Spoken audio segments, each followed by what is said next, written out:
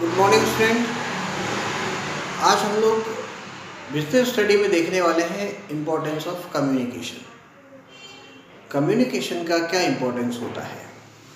देखिए, इम्पोर्टेंस समझने के पहले हम एक बात समझ लेते हैं जो इसके पहले हमने समझी थी। बेसिकली आप कम्युनिकेशन को समझिए। कम्युनिकेशन क्या है? कम्युनिकेशन का मतलब है कि किसी भी इंफॉर्मेशन को, किसी भी थॉट को, किसी भी आइडिया को,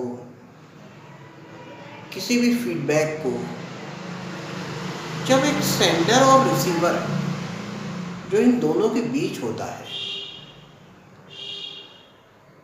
सेंडर अगर कोई इन्फॉर्मेशन, कोई आइडिया, कोई थॉट किसी को देना चाहता है तो वो जिस माध्यम का इस्तेमाल करेगा वो कम्युनिकेशन है। रिसीवर उसको रिसीव करके डिकोड करेगा, उसको समझेगा, अंडरस्टूड होगा और फिर आगे काम करेगा, ये कम्युनिकेशन है। तो हमने इसके पहले कम्युनिकेशन को समझा है कि कम्युनिकेशन का मतलब क्या है। तो कम्युनिकेशन क्या होता है? तो कम्युनिकेशन होता है transfer of information, idea and thoughts.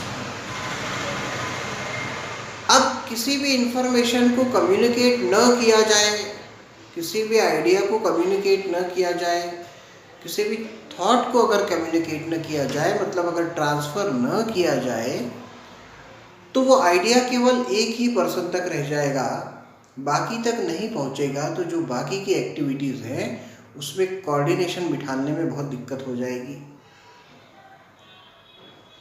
Communication न होने की वजह से बहुत सारे ऑर्गेनाइजेशन के जो वर्क है उनमें हर्डल्स हो जाएगा। कम्युनिकेशन गैप की वजह से जो है वो वर्कर एक दूसरे से अच्छे से कोऑर्डिनेट भी नहीं कर पाएंगे। और दूसरी बात यह है कि जो पीस है, जो फर्म का एक पीस है, जो उनमें एक अभी भी हार्मनी बनी हुई है, वो हार्मनी जो है वो ब्रेक हो जाएगी। कुछ न कुछ मिसअंडरस्टैंडिंग हो जाएगा, क्योंकि जो ऑर्डर है, जो इंस्ट्रक्शंस हैं, वो बराबर उनको नहीं मिल पाएंगे। तो इससे तो एक ये होगा कि जो गोल है वो अचीव ही नहीं हो पाएगा। फिर दूसरी बात अगर हम करें कि अगर इस प्रकार का कोई भी चीज़ ना हो पाए तो फिर कोई भी व्यक्ति जो है उसका फ़ायदे का बात भी उसे पता नहीं होगा और वो मोटिवेट भी नहीं हो पाएगा। तो यहाँ पर ये जो बात कही गई है कम्युनिकेशन के बारे में कि कम्युनिकेशन क्या करता है, तो कम्युनिकेशन पहले आप समझ लीजिए। इम्पोर्टेंस तो बहुत आसान है, आपको समझ में आ जाएंगे, याद भी रह जाएंगे। बेसिकली कम्युनिकेशन क्या है? तो कम्युनिकेशन का मतलब होता है हमारे पास किसी भी आइडिया का, किसी भी थॉट का, किसी भी फैक्ट का ट्रांसफ़र करना, अपने से किसी दूसरे को भेजना, ये कम्युनिकेशन है। अब इसका इम्पोर्टेंस क्यों है, क्यों कम्युनिकेशन ज़रूरी है? देखिए, क्यों ज़रूरी है तो इसके कुछ पॉइंट्स पहले मैं आपको यहाँ वन बाय वन समझा रहा हूँ, उसको आप समझ लीजिए।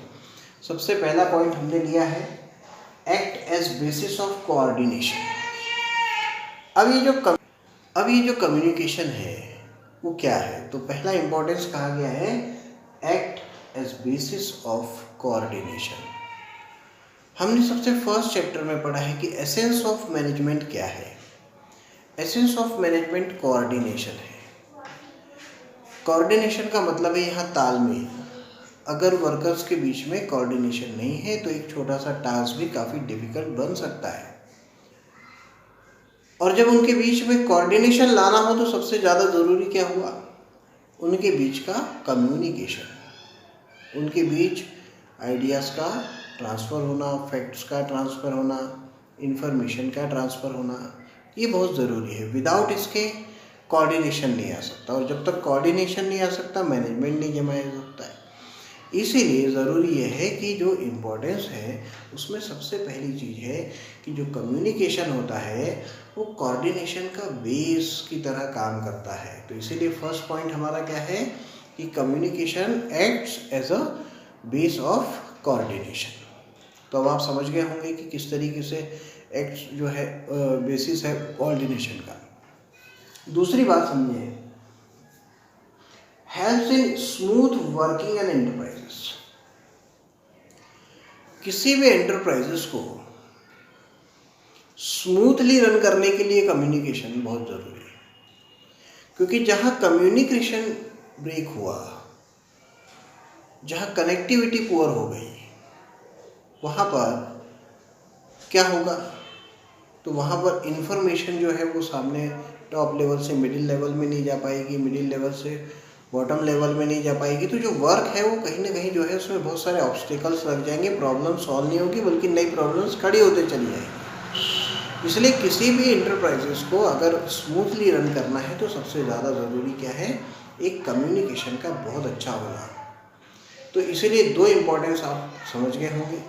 पहले तो act as a basis of coordination की तरह को का भी आधार यही होता है। दूसरा आप समझ गए होंगे स्मूथली रनिंग एन इंटरप्राइजेस, कि कैसे भी किसी भी इंटरप्राइजेस को स्मूथली रन करने के लिए हमको कम्युनिकेशन की ज़रूरत पड़ती है।